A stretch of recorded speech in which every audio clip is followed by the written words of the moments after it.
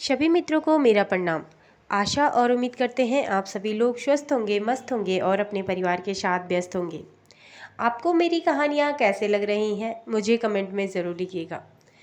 ज़्यादा से ज़्यादा चैनल को लाइक करिएगा, शेयर करिएगा अपने अपनों के साथ, अपने मित्रों के साथ, अपने सगे संबंधियों के साथ, अपने रिश्तेदारों के साथ, अपने परिवारजनों के साथ। तो आज की कहानी में बढ़ते हैं। आज की कहानी काफ़ी इंटरेस्टिंग होने वाली है, क्योंकि ये कहानी आपने पहले भी सुनी होगी, परंतु एक बार आप पुनः इस कहानी का आनंद ले पा रहे हैं मेरे ज़रिए। तो बढ़ते हैं आज की कहानी में। जो लोग खुशी की कहानियों में पहली बार आए हैं वो लोग चैनल को सब्सक्राइब ज़रूर करिएगा, बेल आइकन दबाना ना भूलिएगा, ताकि आपको सबसे पहले नोटिफिकेशन आए और आप कहानियों से तुरंत जुड़ पाएँ। तो बढ़ते हैं आज की कहानी में। एक बार की बात है, एक जंगल में एक कौवा और एक कौवी रहती थे। उन दोनों के बीच बहुत ही ज़्यादा गहरा प्रेम था। वह दोनों आपस में बहुत प्यार से रहते थे। परंतु एक दिन जब कौवा कौवी के लिए खूब सारा खाना और खूब सारा अपने चोंच में दबाकर खूब सारा अन्न ले आता है, तभी कुछ वक्त के बाद उसे ऐसा प्रतीत होता है कि कौवी कुछ परेशान सी है। फिर वह खाना खाकर सो जाते हैं। कौवी काफ़ी बेचैन थी। कौवा कौवी से पूछता है कि तुम्हारी बेचैनी का क्या कारण है प्रिय? तभी कौवी कहती है कि पता नहीं पिया जी, आज मेरा मन बहुत व्याकुल हो रहा है, बहुत उदास है।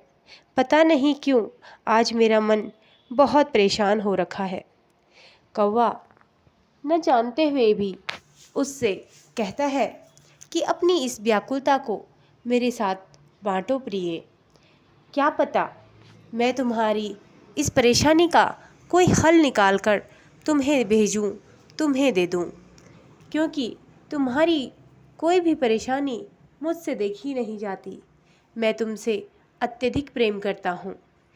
तभी कौवी कहती है कि हे पिया जी, आज कुछ ऐसी कहानी सुना दीजिए कि जिससे कि मेरी ये चिंता दूर हो जाए और मैं आज रात सो नहीं पाऊँगी।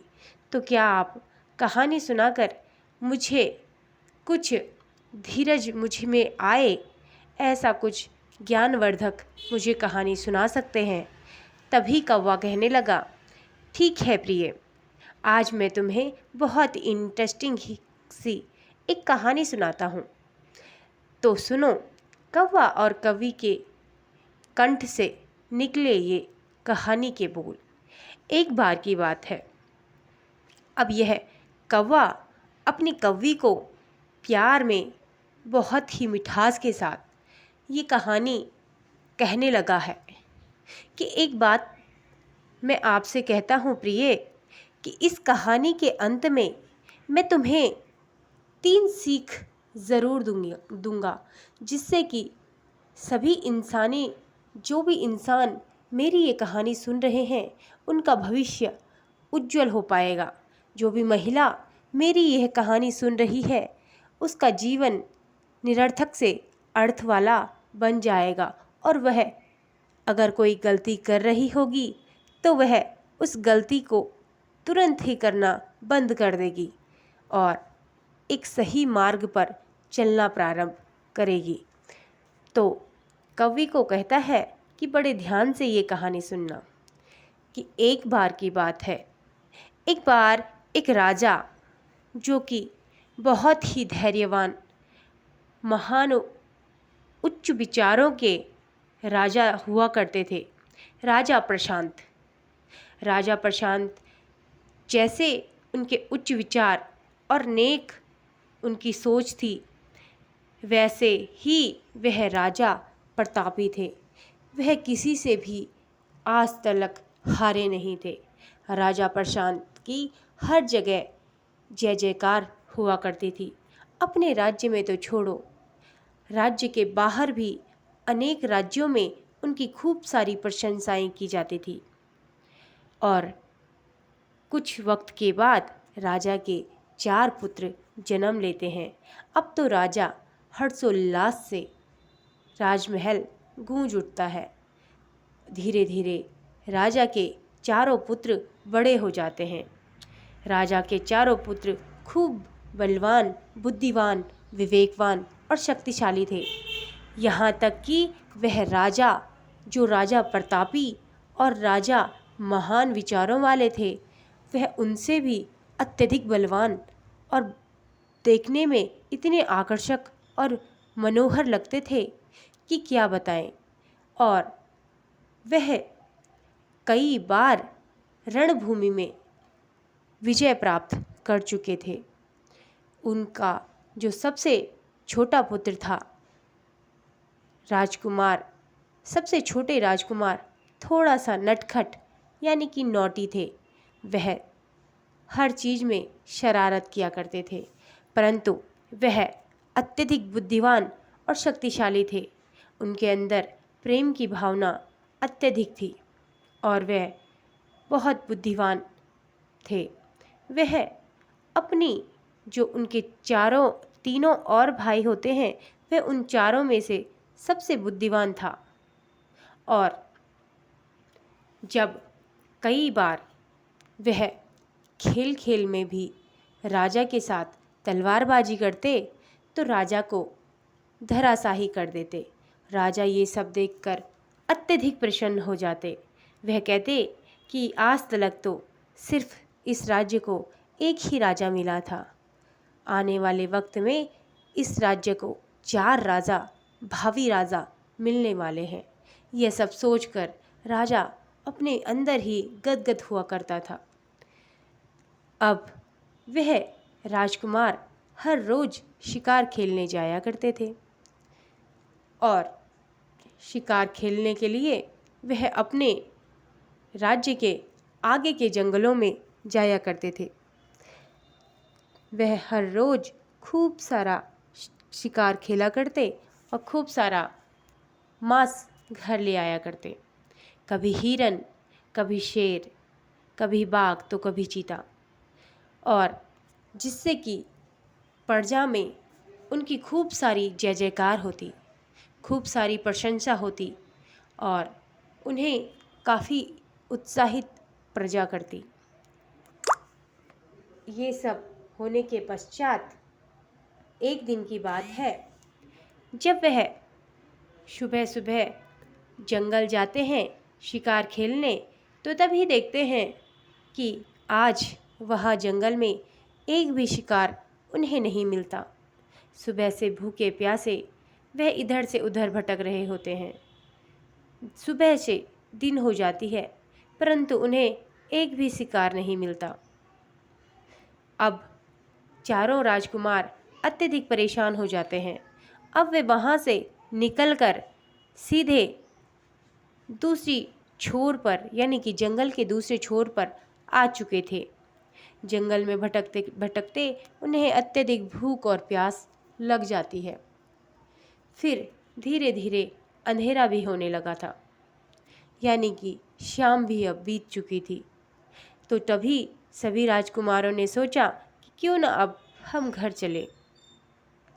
राजा राजकुमारों को हर चीज़ अच्छे से समझाता और उनसे भी अगर कोई ज़रूरी निर्णय लेना हो तो वह अपने पुत्रों को सामने रखकर उनसे बात विचार करता, क्योंकि एक अच्छे राजा और एक अच्छे घर के अच्छे मुखिया का यही कर्तव्य होता है मित्रों, कि वह अपने छोटों से भी और बड़ों से भी सलाह मशवरा करे और तभी कोई निर्णय ले। काफ़ी बार ऐसा होता है कि छोटे भी कुछ अच्छा सुझाव हमें दे देते हैं, जिससे कि हमारे कार्य में उत्तम से उत्तम वह विचार कार्य करता है। तो आपको भी अपने से छोटों को छोटा नहीं सोचना चाहिए। कभी भी कोई भी ज़रूरी निर्णय लेना हो तो उसके लिए आपको बिल्कुल संकोच नहीं करना चाहिए, अपितु अपने से छोटे बच्चे हों या अपने भाई बहन हों, उनसे निर्णय लेना आवश्यक होता है। तो बढ़ते हैं कहानी की ओर।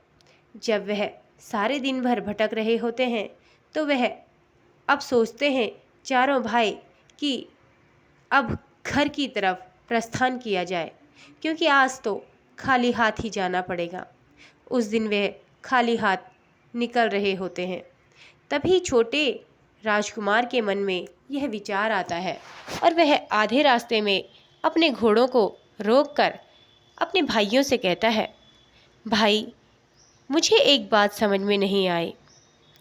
पिताजी आज तक हमें आगे के वनों में जाने से कभी नहीं रोके, और जब हम कल कोई विचार कर रहे थे तो पिताजी ने हमारे सामने आकर हमसे कहा कि हमें आगे के जंगलों में जाने से तो उन्हें कोई दिक्कत नहीं, परंतु हमारे राज्य के पीछे के जंगलों में हमें जाने की अनुमति नहीं है।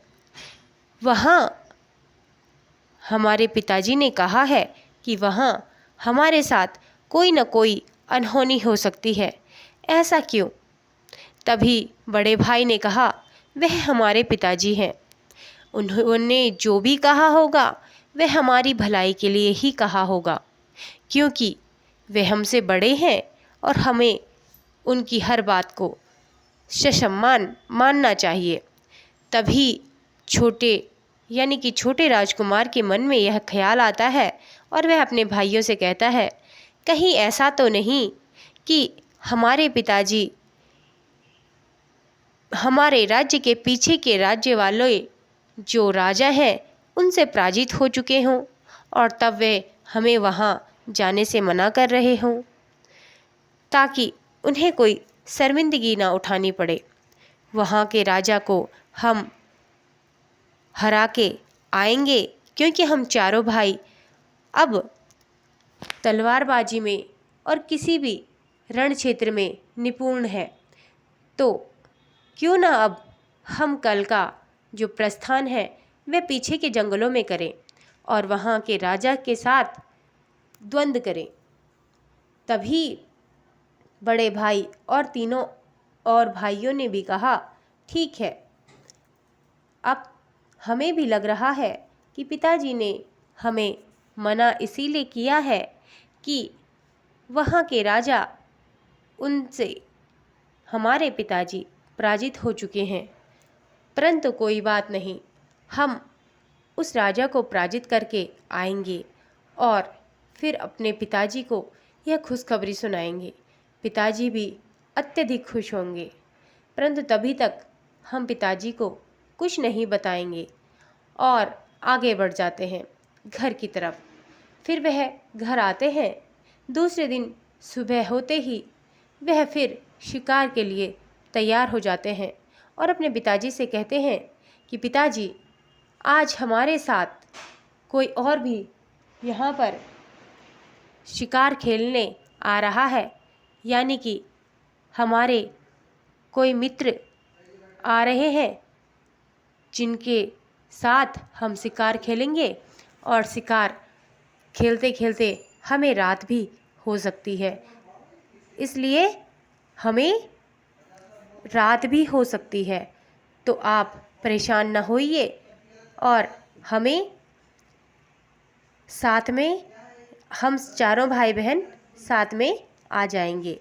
तभी राजा कहते हैं कि कोई बात नहीं, मुझे पता है कि आप चारों निपुण हैं सभी कार्यों में और सभी क्रियाकलापों में, तीर तलवारबाजी हो या कोई द्वंद्व हो, आक्रमण हो।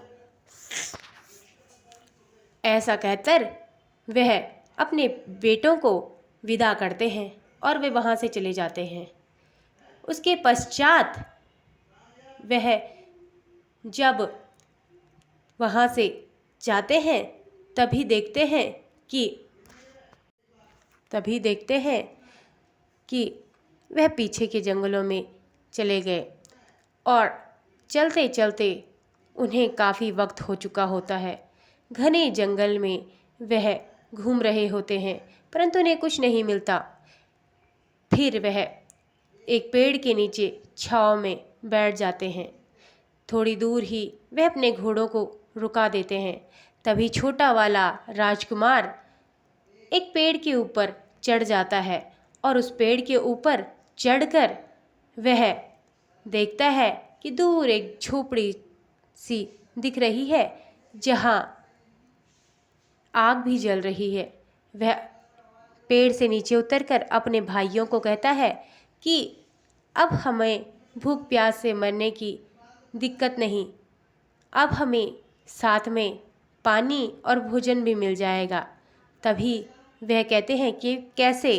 तभी वह कहता है कि हमारे सामने ही जाते जाते हमें एक घर मिलेगा, क्योंकि मैंने पेड़ से देखा है वहाँ आग भी जल रही है, वहाँ कोई ना कोई रहता होगा, वह हमें पानी पिला देगा और हमारी प्यास बुझ जाएगी। फिर उससे खाना मांग लेंगे और हमारी भूख भी मिट जाएगी। फिर हम आगे शिकार पर चलेंगे। तो तभी सभी भाई उसकी बात मान लेते हैं और उस घर में चले जाते हैं। उस घर के सामने ही एक कुआं होता है। कुआं पर बाल्टी होती है, परंतु उस बाल्टी में कोई भी रस्सी या डोर नहीं होती जिससे कि कुएं से पानी निकल सके। तभी वह तीनों भाई उस छोटे भाई को कहते हैं कि जाओ, उस घर में जाओ और वहाँ से रस्सी मांग कर लाओ। वह वह कहता है जैसी आपकी आज्ञा, और वह जाता है उस घर के बाहर और आवाज़ लगाता है कि सुनिए, कोई है क्या? इस घर में कोई है क्या? यहाँ कोई रहता है? सुनिए, वहाँ सामने एक कुआं है, उसमें बाल्टी तो है मगर रस्सी नहीं। मुझे एक रस्सी मिल जाती तो आपका बहुत बहुत आभार होता। तभी वहाँ से एक सुंदर कन्या निकलती है और वह सुंदर कन्या उसे देखती है, राजकुमार को, और मनमोहित हो जाती है। वह सोचती है कितना सुंदर राजकुमार है और वह उसे देखते ही रह जाती है। राजकुमार फिर से कहता है कि सुनिए देवी जी, कि क्या आप मुझे एक रस्सी दे सकते हैं, क्योंकि वहाँ कुआं है, कुएं पर बाल्टी तो है परंतु रस्सी नहीं। मेरे हम चारों भाई प्यास से तड़प रहे हैं। हम काफ़ी वक्त से इस जंगल में भटक रहे हैं, परंतु भूख प्यास से हमारे कंठ सूखे जा रहे हैं। और तभी वह कन्या कहती है कि रुको, मैं अपनी बहन से पूछ कर आती हूँ। तभी वह अपनी बड़ी बहन के पास जाती है और कहती है कि दीदी, बाहर एक राजकुमार आए हैं और वह कह रहे हैं कि उन्हें एक रस्सी चाहिए जिससे कि वह उस बाल्टी से कुएं से पानी निकाल सकें। तभी वह दूसरी लड़की भी बाहर आती है और वह राजकुमार को देखती है और कहती है कि ठीक है, तुम्हें हम रस्सी तो दे देंगे, यहाँ तक कि खाने के लिए खाना भी दे देंगे, सोने के लिए यहाँ पर खटिया भी है, खटिया भी दे देंगे, परंतु तुम्हें हमारी एक शर्त माननी होगी। तभी राजकुमार कहता है कि रुको, मैं अपने भाइयों से यह पूछकर आता हूँ कि तुम्हारी शर्त है और मेरे भाई क्या कहते हैं, उसके पश्चात ही हम कोई निर्णय लेंगे।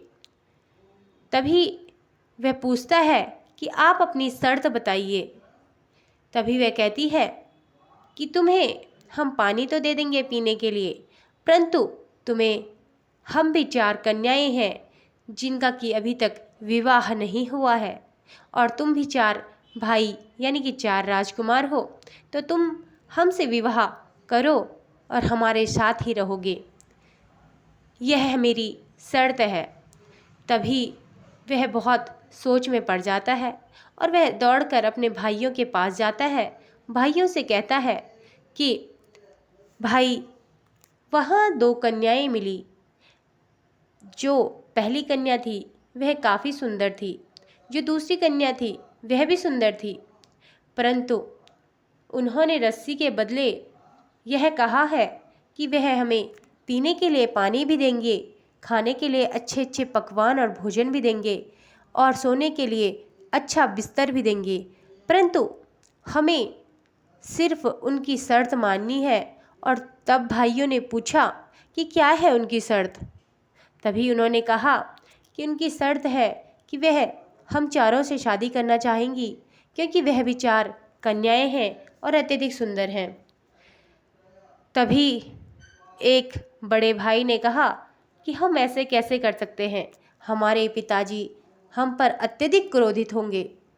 सभी मना करते हैं, परंतु फिर कहते हैं सोच विचार करके कि हमें, अगर हम यहाँ से घर ही न जा पाएँ और प्यास से यहीं मर जाएंगे तो फिर पिताजी का सहारा कौन बनेगा, आगे राज्य का राजकुमार कौन रहेगा, यानी कि आगे भावी राजा कैसे होगा। तभी वह परेशान हो जाते हैं और कहते हैं ठीक है, उनकी सभी शर्तें मानी जाएंगी और सभी को वह कन्याएं पानी पिला देती हैं। जब वह राजकुमार वापस जाता है तो वह सभी को पानी पिलाती है और कहती है कि अब विवाह की तैयारी करो। वह उन्हें खूब अच्छे अच्छे पकवान खिलाती हैं। तभी उनमें से मध्यम जो राजकुमार था वह कहता है, क्योंकि उसके मन में छल कपट होता है, तो वह कहता है कि हमने पानी तो पी लिया जिसकी हमें अत्यधिक ज़रूरत थी, हमने खाना तो खा लिया जिसकी हमें प्राणों की चिंता थी, जिससे कि हमारी भूख मिट गई है। अब हमें इनसे क्या मतलब, अब हम इनसे विवाह नहीं करते हैं। और अपने भाइयों को भी खड़ा कर देता है और कहता है कि कौन सी शादी, कैसा विवाह, हम नहीं करना चाहेंगे आपसे विवाह। तभी वह सुंदर कन्याएं राक्षसियों के रूप में बदल जाती हैं और भयानक राक्षसी बन जाती हैं। उनके लंबे लंबे दांत, लंबे लंबे नाखून, गंदी गंदी बाल और गंदी गंदी आँखें, काला काला मुंह हो जाता है, जिनको देख के कि घिन आने लगती है। और फिर वह छोटा राजकुमार उन्हें शांत करते हुए कहता है कि यह तो राक्षसी हैं, भाई ऐसा मत करो, हमने इनसे शर्त लगाई है और इनकी शर्त के मुताबिक हमें इनकी हर बात को मानना होगा। तभी वह उनकी बात मान लेता है और वह सभी उनसे शादी कर लेते हैं। अब वह वहाँ रहने लगी थी, वह सब एक साथ रहने लगे थे। वह राजकुमारियाँ और राजकुमार खूब खाना खाते हैं, अच्छे से तंदुरुस्त हो जाते हैं। 3 भाई तो अच्छे अच्छे पकवान खाते हैं, खूब हट्टे कट्ठे मोटे तगड़े हो जाते हैं, परंतु जो सबसे छोटा वाला भाई होता है वह दुबला पतला होते जा रहा था और कमज़ोर होते जा रहा था।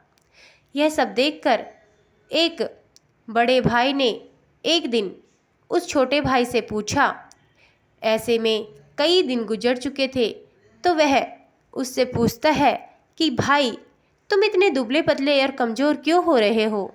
तभी वह कहता है कि भाई मैं जैसे ही खाना खाने बैठता हूँ वैसे ही मेरी पत्नी रोना शुरू कर देती है और फिर रोने लगती है, और जब मैं उससे पूछता हूँ तो वह कुछ नहीं बताती। वह कहती है कि यह मेरी आदत है रोने की।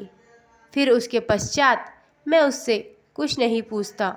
और दूसरा यह कि मुझे मेरे घर की बहुत याद आ रही है, मेरे माता पिता की बहुत याद आ रही है, जिन्होंने हमें पाला पोसा बड़ा किया, आज हम उनके साथ ही नहीं हैं। और यह सब सुनकर बड़े भाई भी दुखी हो जाते हैं। तभी एक भाई जो कि अत्यधिक कूटनीति का होता है वह उनसे कहता है कि ठीक है, तेरी प्रॉब्लम को हम सुलझा देती हैं, यानी कि तेरी परेशानी का हल मैं बताता हूँ। ऐसा करना, जब भी तुम खाना खाने बैठो और अगर तुम्हारी पत्नी रोने लगे तो उससे कहना कि आज मैं खाना नहीं खाऊंगा, क्योंकि अगर तुम ऐसे ही रोती रहोगी तो मैं खाना छोड़कर अपने प्राण त्याग दूंगा। तभी वह कहता है कि नहीं नहीं भाई, पहले ही मेरी हालत बहुत ख़राब है, मैं अगर अपने प्राण भूख के मारे त्याग दूंगा तो फिर आगे क्या होगा। तभी वह कहते हैं नहीं नहीं, यह सिर्फ सुझाव है, यह सिर्फ तुम्हें उस कन्या के साथ छल करना है, अपनी पत्नी के साथ छल करना है, ताकि वह तुम्हें सच्चाई बता सके। वह श्याम को ऐसा ही करता है, वह समझ जाता है कि मेरे भाई ने मुझे एक अच्छा सुझाव दिया है। वह जाता है अपने कक्ष में और जाकर अपनी पत्नी के साथ बैठ जाता है। जैसे ही वह खाना लाती है, खाना खाने बैठते ही वह रोना शुरू कर देती है। फिर वह उससे कहता है कि आज मैं खाना नहीं खाऊंगा, जब तक तुम अपनी रोने की का ठीक ठीक कारण मुझे नहीं बता देती, मैं तब तक एक भी दाना ग्रहण नहीं करूंगा और अपने प्राण भूख के मारे ऐसे ही त्याग दूंगा। तो वह उससे कहने लगती है कि सुनो प्रिय, सुनो मेरे प्राणनाथ, मैं तो तुमसे अत्यधिक प्रेम करती हूँ। भले ही मैं राक्षसी हूँ, मेरी बहनें भी राक्षसी हैं। वे हमेशा शिकार करने वन में जाती हैं, वन से मोटा मोटा ताज़ा ताज़ा मांस लाती है, मांस खाती हैं। और जिस दिन उन्हें मांस मिलना बंद हो जाएगा, वह धीरे धीरे तुम्हारे भाइयों को भी खा जाएगी। इसलिए मैं बहुत चिंतित हूँ कि कहीं वो तुम्हें भी ना खा जाए। और तुम्हारे भाइयों के प्रति इतना अत्यधिक प्रेम देखकर मुझे बहुत दुख हो रहा है तुम्हारे लिए। तभी वह छोटा राजकुमार कहता है कि अब तो मुझे भी चिंता हो रही है मेरे भाइयों की, तो इसका क्या हल है, क्या तुम मुझे बता सकती हो। वह कहती है ठीक है, परंतु यह मेरी एक शर्त होगी, जिसके दौरान तुम्हें मेरी वह शर्त माननी होगी, जिससे कि तुम्हारी रक्षा भी हो जाएगी, तुम भी बच जाओगे और मैं भी बची रहूँगी। अगर तुम चाहो तो यही सब होता है। तभी वह अपने भाइयों के पास दौड़ कर जाता है।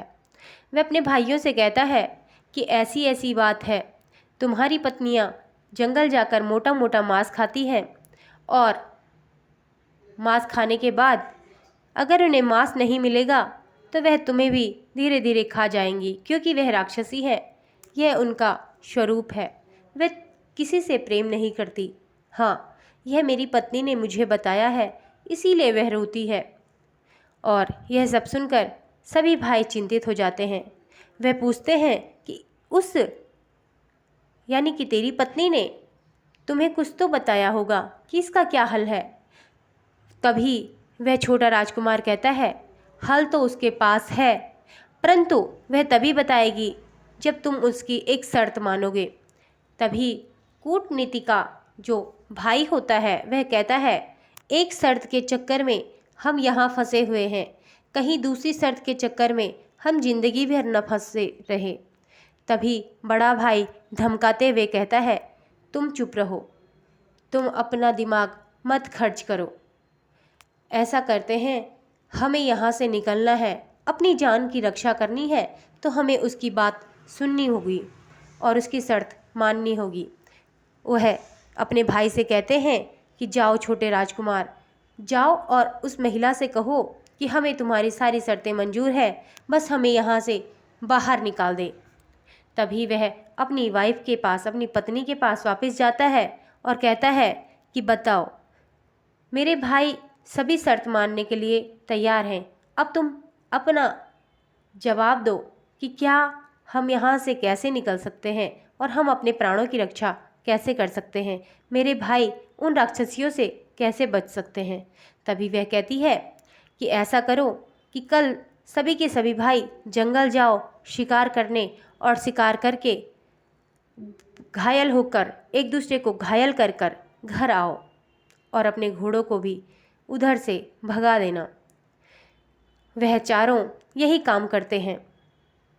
दूसरा, जब वह दूसरे दिन घर आते हैं तो वह बहुत जख्मी हालत में होते हैं। तभी वह राजकुमारी के पास जाते हैं, उसी छोटे राजकुमार की पत्नी के पास, और आगे की योजना पूछते हैं।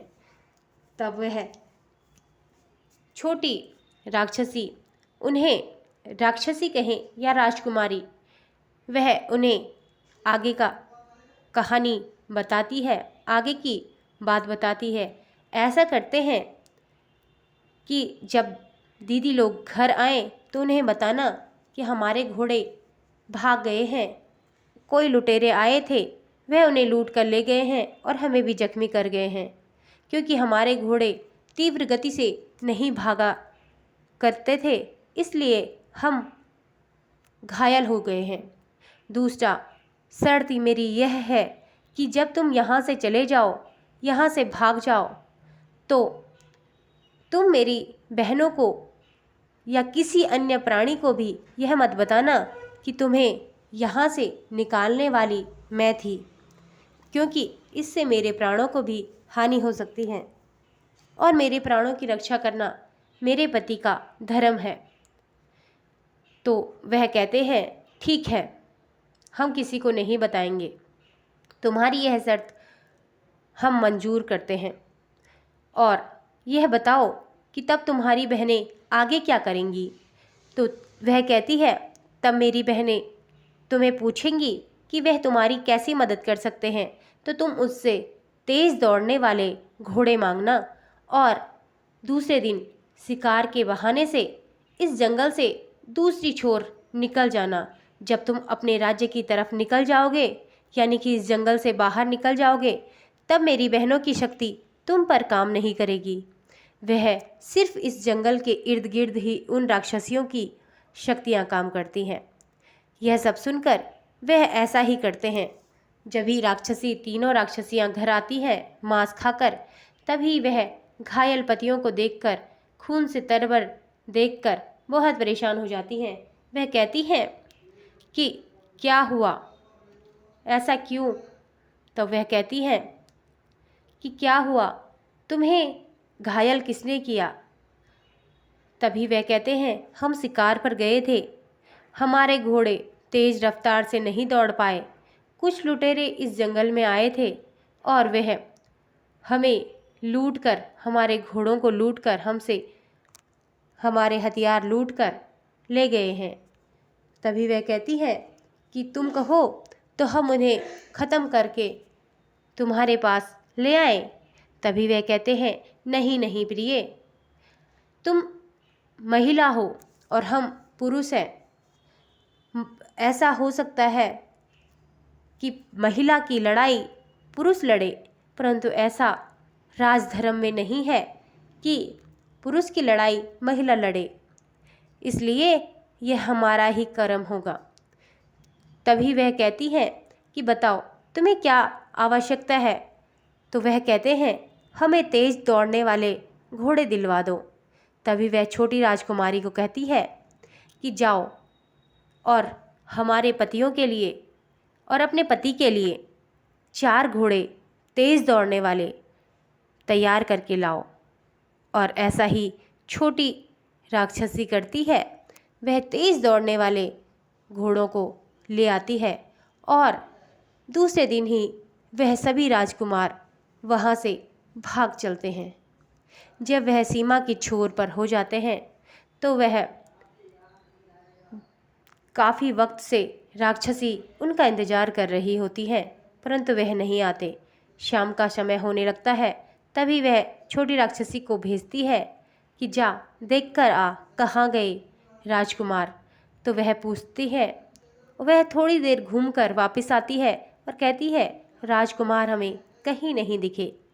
जब वह वापस आ जाती है तो वह कहती है कि अब तो हमें ही जाना पड़ेगा। वह जब जाती है तो देखती है कि सीमा के पार सभी राजकुमार खड़े हो रखे होते हैं। अब वह वन की सीमा से दूर हो जाते हैं। तब क्या हुआ? तब वह पूछने लगती है कि अब हमारी शक्तियाँ तो इन पर काम नहीं करेंगी। परंतु वह राजकुमारों से पूछती है कि बताओ राजकुमार, कि तुम्हें यहाँ से भागने की सलाह किसने दी, और ऐसा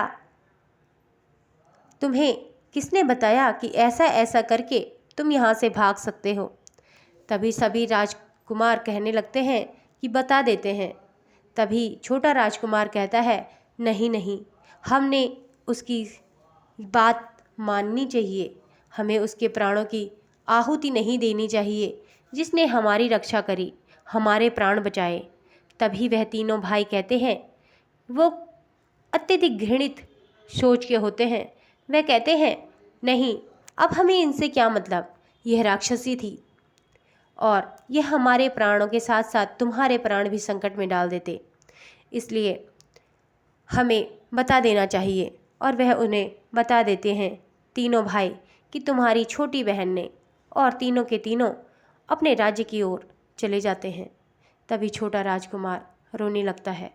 वह तीनों राक्षसियाँ अपनी बहन की चिथड़े चिथड़े कर देती हैं एक ही क्षण में, और वह राजकुमार रोने लगता है बहुत तेज़ तेज।